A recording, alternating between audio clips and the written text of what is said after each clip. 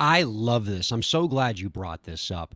I kind of fell into something of a YouTube rabbit hole watching your students do these interviews with people who work in STEM. It's a whole interview series hosted by, led by your students.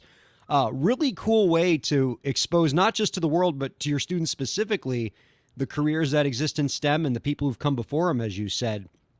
Tell us more about this series. I think it's really cool. So we started this last year in my senior elective, atmospheric science, and continued it this year in honors physics. And there are a lot of really great programs like Skype a Scientist where students can interact with scientists and ask questions and, as I always said, like understand their story. But I also thought it was important. My students have their own interests in either physics, engineering, atmospheric science. And I really wanted to encourage them to start those conversations themselves.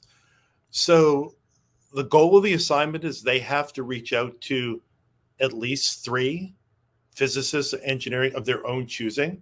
They look at their own interests, they work in small groups, and then they write the questions, they schedule the interview, they conduct the interview. The only thing I do is I edit the interviews at the end. It's a great experience for them. I tell them that the interview, 5 or 10 minutes. And this year in the physics class, some of them ran like close to 30 minutes. But I think my one favorite story for the whole project was last year when a group came up to me the day before their project was due. And they don't get a grade on this. This is for their own value. They came up to me and they said, the person we were supposed to interview canceled. So I said, okay, find someone else. That's okay. So they came back a week later and they said, oh, we found someone else. And he works at MIT, and we really had a great conversation with him. So I said, well, who was it? And they said, oh, it was Kerry Emanuel. And I said to them, I said, do you realize who that is?